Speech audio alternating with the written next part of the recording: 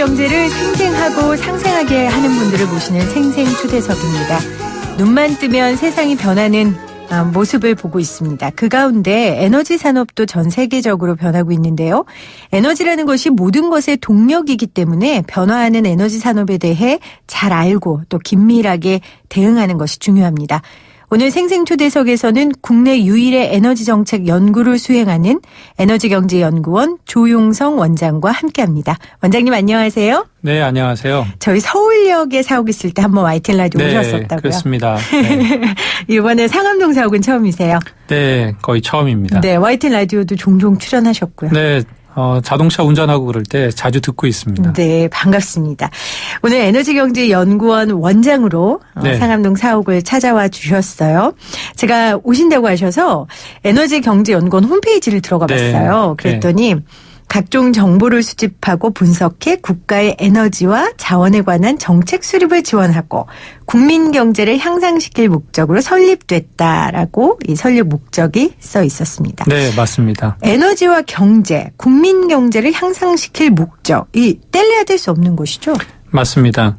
방금 말씀하신 것처럼 에너지 기술, 에너지 공학, 에너지 과학 이런 것들도 있지만 저희 연구원 이름이 에너지 경제라고 하는 것처럼 에너지에 대한 이슈를 경제, 정책 이러한 걸로 풀어가는 연구원이라고 볼 수 있습니다. 교수님이 또 환경경제학을 전공하셨더라고요. 네, 맞습니다. 네. 환경과 경제 물론 저희도 이 상관관계에 대해서 생생경제에서 많이 다루기도 했었는데 원장님께서 이 분야에도 전문 분야시니까 환경과 경제 우리가 어떻게 생각해야 됩니까? 뭐 대립 아니면 뭐 상호 아니면 밀접 어떻게 생각해야 됩니까? 과거에는 환경과 경제는 서로 대립되는 것으로 볼 수 있었죠. 네. 예를 들면 우리가 개발을 한다고 하면은 그거로 인해서 자연이 훼손될 수도 있었고 이렇게 됐지만 자원을 계속 훼손시켜서 개발하는 것이 성장의 한계를 가져온다라는 생각을 이제 갖게 되면서 같이 공존할 수 있는 방법을 찾기 시작한 게 지속가능한 성장, 지속가능한 발전이라는 개념이고 그걸 통해서 환경과 경제 그리고 에너지라고 하는 이슈까지 같이 상생할 수 있는 방법을 찾아가는 게 요즘의 대세라고 볼 수가 있습니다. 네. 에너지도 그런 것 같습니다. 예전에는 경제 발전의 원동력 정도로만 그렇죠. 생각했다면 지금은 환경을 고려하는 에너지 정책을 수립하는 데 있어서 환경을 생각하는 부분들이 굉장히 많아진 것 같아요. 맞습니다. 좀 어려운 용어긴 하지만 경제학 용어 중에서 외부성이라고 하는 게 있거든요. 네. 조금 쉽게 설명을 드리면은 담배를 피는 분들이 담배를 사서 필 때 담배를 살 때 내는 가격에는 담배를 핌으로 인해서 피지 않는 사람들에게 주는 피해라든가 이런 것들에 대해서는 비용을 내지 않거든요. 근데 그 비용은 어찌됐든 간에 누군가에게는 피해를 주는 거기 때문에 부담을 해야 됩니다. 그러니까 에너지라고 하는 것도 초기에 공급을 할 때 값싸고 저렴한 그 석탄이라든가 이런 것을 통해서 전기를 생산하고 하는 것이 굉장히 좋았을 때도 있지만 그걸로 인해서 미세먼지라든가 온실가스라든가 이런 것들이 배출되는 거에 대해서 그러한 부분에 대한 비용도 이제 우리가 고려를 해야 된다는 거죠. 네. 그래서 이 에너지경제연구원이 에너지 정책 분야의 유일한 국책 연구기관으로서 여러 가지 정책 대안을 제시하는 중추적 역할을 하고 계십니다. 우리 청취자분들께 구체적으로 에너지경제연구원이 어떤 일을 하는지 좀 안내해 주시겠어요? 에너지라고 하는 것은 잘 아시는 것처럼 석탄, 석유, 가스, 원자력 이러한 걸 포함해서 전기 이러한 우리 주변에 보면은 뛸래야 뛸 수 없는 어떻게 보면은 산업이 돌아가는 데 있어서 굉장히 중요한 핏줄이자 비타민과 같은 역할을 하고 있는 이러한 에너지에 대한 다양한 경제적인 분석과 정책을 제안하고 있다고 보면 좋을 것 같습니다. 네. 앞서 원장님하고도 말씀 나눴지만 에너지도 이 패러다임이 전환되는 시기가 아닌가 저는 요즘 맞습니다. 그런 생각을 합니다. 이런 가운데 이 기관장으로 이 자리를 지키시는 게 쉬운 일만은 아닐 것 같습니다. 7개월 동안 지금 기관장으로 함께하고 계신데 어떠세요? 제가 기관장으로 오기 전에는 학교에서 강의와 연구를 주로 하다가 이제 기관에 와서 현실적인 부분을 좀 많이 다뤄보게 되면서 이제 새롭게 느끼고 이제 배우는 점이 있습니다. 그 부분 중에 하나가 이해 당사자들을 만나서 이야기를 듣는 것이 굉장히 중요하다라는 걸 많이 느끼고 있고 학교에 있었을 때 단순히 생각하고 책으로만 보던 거하고 달리 에너지 분야의 많은 이해 당사자들과 이야기를 하면서 현실적인 문제들을 더 많이 느낄 수 있었던 그런 기회가 되는 것 같습니다. 네. 이해 당사자가 많다는 건 네. 에너지 정책을 수립하는 데 있어서 굉장히 힘들다는 맞습니다. 얘기일 거예요. 수많은 이해 당사자들의 입장이 다르고 그분들의 생각과 주장이 다른 것을 하나로 모아서 협의하고 모아가는 것이 굉장히 중요한 일인 거고 또 시대적으로 우리가 무조건 결정해서 탑다운으로 해서 그러니까 하향식으로 하던 시대가 지나가고 이제는 많은 이해 당사자들의 이야기를 모아서 하나로 모아서 가는 이러한 좀 시대적인 흐름이 있기 때문에 힘들고 시간이 오래 걸려도 많은 이야기를 들으면서 모아갈 수 있는 이런 노력이 어느 때보다도 더 중요한 것 같습니다. 그렇기 때문에 에너지의 패러다임을 바꾸는 것이 굉장히 중요하지만 앞서 원장님이 말씀하신 이런 이유 때문에 어렵거든요. 네. 원장님께서 고려하고 포인트로 잡고 있는 부분들이 있으실 것 같아요. 일단 우리나라가 필요로 하는 에너지의 약 97%는 수입을 하고 있습니다. 그러니까 네. 그렇게 많이 합니까? 네. 많은 분들이 잘 모르시고 네. 그냥 스위치만 올리면 전기가 들어오고 필요할 때 필요한 석탄과 그다음에 석유를 다 쓸 수 있다고 생각하기 때문에 네. 우리 주변에 흔히 있는 것처럼 보지만 아까 말씀드린 것처럼 우리가 필요로 하는 것의 거의 97%는 외국에서 들어온다 그러면은 기존의 에너지 정책의 가장 중요한 것은 어떻게 안정적으로 공급을 유지할 수 있을 것인가가 굉장히 중요했다고 볼 수가 있습니다. 네. 거기에다가 가능하면은 우리가 수출을 해야 되기 때문에 저렴하게 공급하는 것이 굉장히 중요했던 거였죠. 근데 세상이 바뀌면서 우리가 삶의 질이라든가 미래에 대한 고민을 하면서 단순히 값싸고 안정적으로 공급하는 것 이외에 우리가 필요로 하는 에너지를 조금 더 안전하고 네. 친환경적인 에너지를 공급받고 그것을 소비하는 것이 굉장히 중요한 시대가 되어 왔던 것이고 단순히 공급되는 전기라든가 에너지를 소비하는 데에서 머무는 것이 아니라 이제는 우리 소비자도 생산을 할 수 있는 그러한 세상이 온 거거든요. 네. 그 대표적인 누리는 게 것만이 아니라 생산할 그렇죠. 수 있는. 하나의 예가 요즘에 지나가다 보면은 집에 그 맞아요. 태양광이라든가 이런 걸 설치하게 되는 것은 네. 어떻게 보면은 우리 스스로가 소비만 하는 것이 아니라 일부의 생산자가 될 수 있는 거고 물론 작은 양이긴 하지만 그리고 그러한 작은 양의 생산이 모여서 또 하나의 가상의 발전소를 만들고 그 발전소를 운영하는 사람이 생겨서 전기를 생산해서 팔 수도 있는 그런 세상이 이제 온 거죠. 그래서 지금 정부에서 수립 중인 3차 에너지 기본 계획에 지금 원장님께서 말씀하신 안전, 환경, 공존 이런 키워드들이 담겨 있는 것 같아요. 네, 맞습니다. 3차 에너지 기본 계획 특히 어떤 부분에 주안점을 둬야 된다고 생각하십니까? 3차 에너지 기본 계획은 2040년까지 우리가 어떠한 에너지를 공급하고 소비할 것인가에 대한 계획을 담고 있는 것입니다. 장기적인 플랜이군요. 그렇죠. 네. 왜냐하면은 에너지라고 하는 것은 당장 오는 말 필요한 것이 아니라 그렇죠. 앞으로 10년 뒤, 20년 뒤에도 필요하기 때문에 미래에 어떤 에너지를 우리가 소비하고 공급할 것인가에 대한 고민이 지금 있어야 되기 때문에 3차 에너지 기본 계획을 세우고 있고요. 이러한 에너지 기본 계획은 가장 중요한 것이 지속 가능한 부분을 좀 고려를 해야 될 것 같습니다. 그리고 아까도 말씀드렸던 것처럼 기존에는 에너지를 어떻게 공급할 것인가에만 국한돼 있다 그러면은 이제는 어떠한 에너지를 소비자에게 선택할 수 있도록 해주고 소비자들도 이제는 자기가 사용하는 에너지에 대해서 고민할 수 있고 네. 그다음에 단순히 에너지는 무조건 주어지는 것이 아니라 우리가 아껴서 써야 되는 효율이라고 하는 절약도 하고 효율도 생각을 해야 되는 거죠.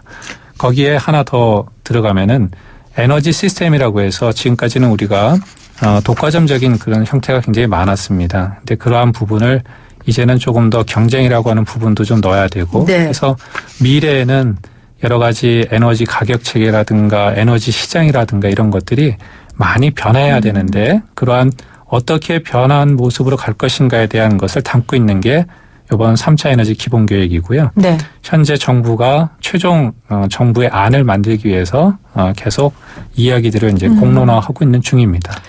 정말 원장님이 평소에 주장하신 에너지 전환의 시야를 넓혀야 한다라는 그 내용에 걸맞는 제3차 에너지 기본 계획인 것 같습니다.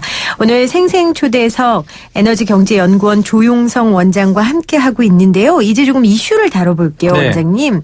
저희가 생생경제에서도 많이 다뤘던 주제입니다. 먼저 미세먼지요. 네. 미세먼지는 저희 가정에 아주 비상입니다. 저처럼 아이가 있는 가정에는 네. 미세먼지가 정말 가정 경제만큼이나 중요한 문제인데요.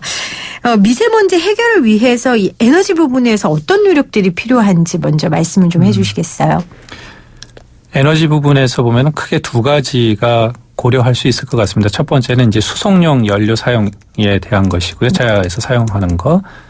두 번째는 전기를 생산하는 발전소, 특히 석탄 발전소와 가스 발전소에서 나오는 미세먼지를 생각할 수가 있는데, 생각해 보시면 알겠지만 자동차 그다음에 전기 둘 다 우리 생활에 밀접하게 연관이 되어 있기 때문에 그렇죠. 결국에는 어떻게 보면은 우리가 필요로 하는 전기와 수송을 위해서 사용하다 보니까 미세먼지도 발생하게 되는 거죠. 그러니까 기본적으로 우리가 미세먼지를 줄여야 한다라고 하는 것이 절박하다고 하면은 우리가 필요로 하고 편안한 것을 조금 더 감내를 해야지만 네. 줄어들 수 있다라고 생각할 수가 있습니다. 그 중에서 하나 예를 들면 이제 석탄 발전소가 있는데 우리나라에서 가장 석탄 발전소가 많이 있는 지역이 이제 당진에 있습니다. 근데 당진에 있는 석탄 발전소 중에 일부를 네. 오래된 거를 가동을 멈추게 되면은 이제 한시적이긴 하지만 미세먼지가 대략 한 15%까지 일시적으로 줄어든다라는 이제 연구 보고서도 있습니다. 그러니까 네.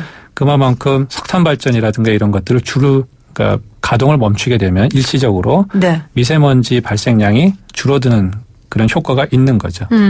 교수님 말씀만 들으면 물론 좋아요. 그런데 이제 이 시점에서 이런 이야기를 하시는 분들이 계시겠죠. 네. 진짜 그거 중단해도 되는지, 우리 생활에 불편함은 없는지, 그러다가 전기료가 오르는 건 아닌지 이렇게 말씀하시는 분들 계시잖아요. 네. 사실 그 부분이 우려사항입니다. 현재 정부에서도 환경급전이라고 해서 봄철에 미세먼지가 심각한 날 주의보가 내리거나 경계령이 내릴 때 석탄 발전소 가동을 일시적으로 네. 중지하는 그런 부분이 있습니다. 환경적으로는 굉장히 효과는 있지만 결국에는 석탄 발전소가 가동을 멈췄을 때 필요로 하는 전기까지 줄어드는 건 아니기 때문에 네. 다른 발전소가 가동을 해야 되고 그러다 보면은 상대적으로 비용이 조금 더 올라갈 수밖에 없는 거겠죠. 그러면 그 비용이 올라가는 거에 대해서 누군가는 부담을 해야 되는데 그게 일반 가정의 전기요금에 반영이 된다 그러면 전기요금이 올라가는 이런 부분에 대해서 이제 우려가 있을 수 있을 것 같습니다. 네. 근데 현재로서는 일시적으로 석탄 발전소의 가동이 중지되고 가스 발전소가 가동을 더 높인다든가 이렇게 했을 때는 그거에 의해서 생기는 그 비용은 충분히 감내할 수 있는 그런 우리의 그 시스템을 갖추고 있습니다.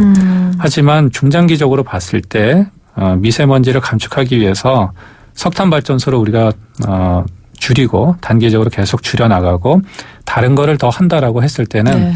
사실 사회적 비용이 수반될 수밖에 없는 것이고 아까 말씀드렸던 것처럼 우리가 더 좋은 미래를 추구한다라고 생각하면은 결국에는 미세먼지를 줄이기 위해서는 우리 스스로가 그 부분에 대해서 일정 부분 비용 부담도 해야 되고 네. 고통도 감내해야지만 되지 않을까 하는 생각을 갖고 있습니다. 미세먼지 때문에 막 경보도 받고 이랬을 때 제 안에 이런 고민이 있는 거예요. 네. 미세먼지가 심하니까 자동차를 놓고 가야지.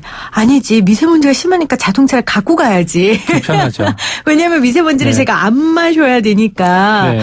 그 고민을 하다가 솔직히 말하면 첫째 날은 제가 그 마음에서 졌고요. 둘째 날은 그래서 차를 가져왔고요. 둘째 날은 아니지. 차를 두고 가야지. 그래서 마스크를 하고 갔거든요. 맞습니다. 그게 지금 우리가 갖고 있는 고민이거든요.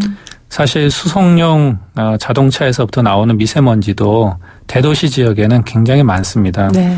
정부 대책에 보면은 그 중에 하나가 공공 부분에 국한되어 있긴 하지만 미세먼지 경보나 주의보가 내렸을 때 2부제를 하겠다라고 되어 있거든요. 네. 그런데 그것을 공공 부문에만 국한적으로 하는 것이 아니라 사실은 모든 시민과 소비자들이 참여를 해야지만 미세먼지 문제가 해결될 수 있는데 사실 그것을 강제하는 것이 정부로서는 굉장히 부담스럽고 그렇죠. 어렵고 일반 시민들 입장에서는 여건에 따라 다르긴 하겠지만 그렇게 참여하는 것이 좋지가 않은 거죠. 그렇기 때문에 미세먼지 문제에 대해서 우리가 정말 이 문제를 풀어야겠다라고 하면은 역설적이긴 하지만 우리 스스로가 조금 더 불편하고 힘들어도 그것을 감내해야겠다라는 마음가짐이 먼저 있어야지만 이 문제를 풀 수 있을 거라고 생각이 됩니다. 그러니까 우리 회사를 발전시키려면 그 회사 구성원만 노력하면 되고 우리 가정 경제를 발전시키려면 가정 구성원만 노력하면 되는데 이건 우리가 사는 세상을 좋게 만들기 위함이니 모두가 함께 노력하고 동참하지 않으면 이룰 수 없는 거잖아요. 맞습니다. 그런 대의적인 생각들을 좀 국민들이 해야 될 것 같다라는 생각을 다시 한번 해봤습니다.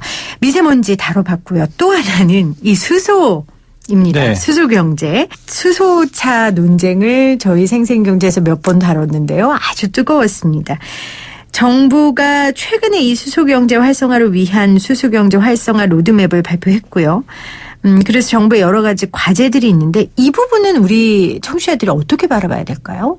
굉장히 어려운 문제인 것 같습니다. 그리고 정답이 없는 문제이기 때문에 더 어려운 것 같고요. 맞습니다. 전기차가 좋은지 아니면 수소차가 좋은지에 대한 논쟁을 하기 전에 우리가 생각해 봐야 되는 것은 둘 다 장단점이 있는 것이고 네. 그 두 개의 장점을 어떻게 우리가 기회로 활용할 수 있을 것인가에 대한 고민이 먼저 있었으면 좋겠다는 생각을 하고 있습니다. 예를 들면은 현재 우리가 내연기관으로 돌아다니고 있는 자동차를 보면은 휘발유를 사용하는 차도 있고 네. 가솔린 외에 디젤도 하고 있고 LPG도 있고 버스 같은 경우에는 CNG라고 하는 것을 사용하고도 있습니다.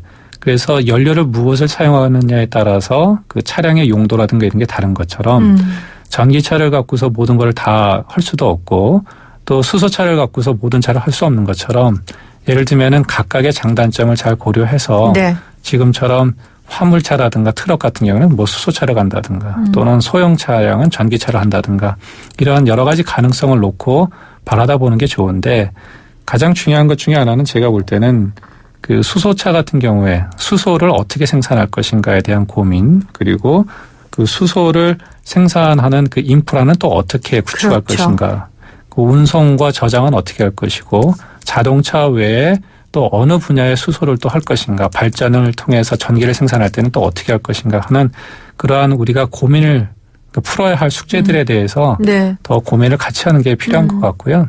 전기차도 사실은 또 어떠한 그 애로사항이 있냐면 전기차에 들어가는 배터리 부분에서 거기에서 또 여러 가지 또 환경 물질이 또 나올 수 있는 거고 처리를 하는 거에 따라서 그리고 또 그 전기차에서 필요한 전기를 만약에 석탄 발전에서부터 나오는 전기를 사용한다 그러면은 그 굉장히 친환경적이라고 보기는 또 어려운 네. 거거든요. 네. 그래서 어느 것이 좋다 나쁘다 이렇게 대립하기보다는 그 두 가지의 장점을 최대한 살려서 같이 상생할 수 있는 방법을 찾아가는 게 굉장히 중요하지 않을까 싶습니다. 원장님 말씀 듣고 보니 수소차, 전기차가 대립하고 뭐 선점하고 싸우는 구조가 아니라 서로 상호 보완할 수 있는 네. 기술의 발전의 하나라고 그렇죠. 바라보는 게 네. 되게 중요할 것 같습니다. 선의의 경쟁을 네. 통해서 서로가 발전할 수 있는 걸 만드는 것이 더 좋을 것 같습니다. 그런 균형 있는 접근을 정부에서 해주는 게 굉장히 필요할 것 그럼요. 네. 같아요. 네. 오늘 에너지경제연구원 조용성 원장과 함께 생생초대석 함께 했는데요. 교수님 마지막으로 에너지 부분에 있어서 이 4차 산업혁명이 굉장히 중요한 이슈일 것 같습니다. 네. 우리나라 에너지는 어떻게 4차 산업혁명에 대응할 준비가 돼 있습니까? 에너지 정책은? 굉장히 노력하고 있다라고 평가할 수 있을 노력하고 거고요. 있다. 네. 그리고 가시적인 성과가 아직은 나타나지 않더라도 미래의 에너지 시장이 변화가 되고 궁극적으로 나아가야 할 방향은 그쪽이기 때문에 뭔가 진일보한 결과가 나올 것 같고요. 하나의 예를 들면 요즘에 스마트 홈 얘기가 나오는데 네. IT 기술이 발전하면서 내가 바깥에 나가 있을 때 미리 보일러를 가동하기도 하고 전기를 켜기도 하고 끄기도 하고 하는 이러한 것들이 결국에는 어떻게 보면 4차 산업혁명의 AI 그다음에 ICT 이런 거하고 에너지 시장이 접목돼서 나오는 하나의 비즈니스 모형이라고 생각되거든요. 네. 이러한 것들이 조금 더 발전해 가면은 전기라든가 에너지 사용을 조금 더 효율적으로 할 수도 있고 또 뭔가 새로운 그 비즈니스 모형이 나오지 않을까 하는 그런 기대를 그렇겠네요. 갖고 있습니다. 오늘 생생초대에서 국내 유일의 에너지 정책 연구를 수행하는 에너지경제연구원의 조용성 원장과 함께했습니다. 원장님 고맙습니다. 네, 감사합니다.